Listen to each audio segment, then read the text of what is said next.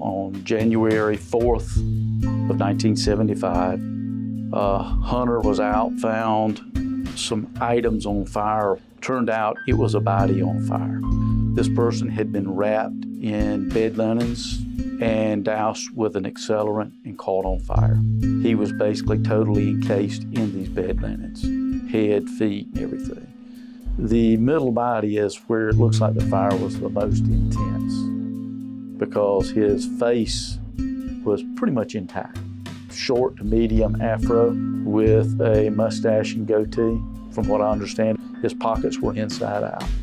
When they went to cut these bed linens off, they noticed that he had a belt around his neck on the outside of the bed linens, as well as one on the inside around his neck. And once they started looking, of course, they realized it was a younger black male. As far as fingerprints, his hands they were burnt to the knuckles, so there's no fingerprints left. So obviously someone was trying to do what's been successful for 45 years, is to hide his identity.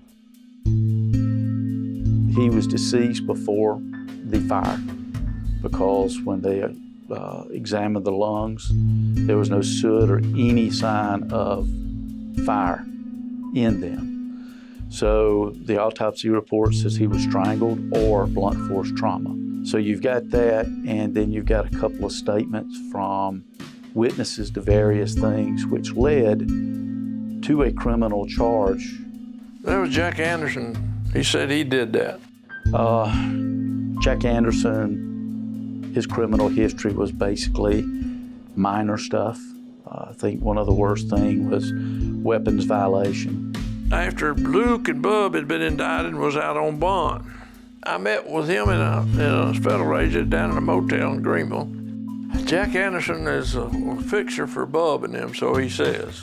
And I took him to the FBI and they talked to him about it. And Jack told him about killing that guy and wrapping him up in a blanket. He'd already told me about it, and I told him to tell them about it, you know.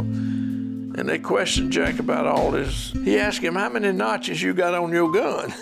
And he thought about it a little bit, and he said, 20 or 21, you know. And he said, well, what'd you do with them? He said, well, some of them I buried them in a swamp down there in Piedmont somewhere. He put their bodies in a swamp down there. And he told him about wrapping that thing up in a blanket. He said he didn't have nothing to wrap him up, and he had him in the back of a pickup truck. And he went up to Bobby Taylor's house, and Bobby wasn't there, and he was going to get a blanket. His wife was there. Bring me a blanket out here or something, you know, to cover this guy up with. She brings it out there, and he tells her he's going to kill her by God if she ever tells any damn body. He says he went up there to that service station and got several containers of charcoal lighter. And he put it all on him and put him on the side of the road and set him on fire. And he thought he'd be burned up before anybody come, but somebody come along, found him burning, and the body was still smoldering. A laceration there on top of his forehead above his nose.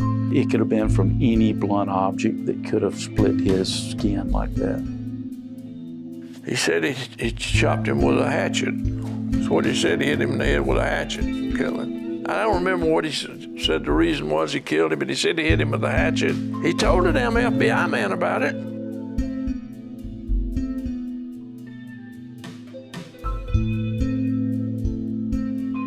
Once we identify the unknown victim, we can look for a link between the victim and, if there is one, with Jack Anderson.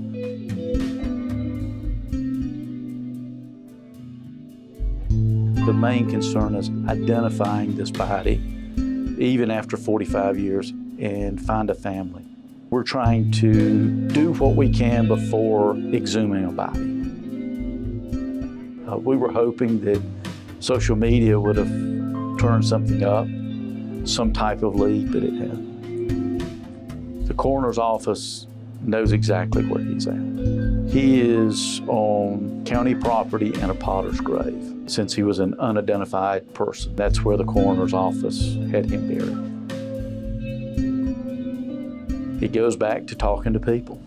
This day and age, it's become more common. When people have information, they will not come to us. If you don't knock on their door and don't ask the right question, they'll never come forward. Back in '75, they might not talk, but in 2020, they may talk.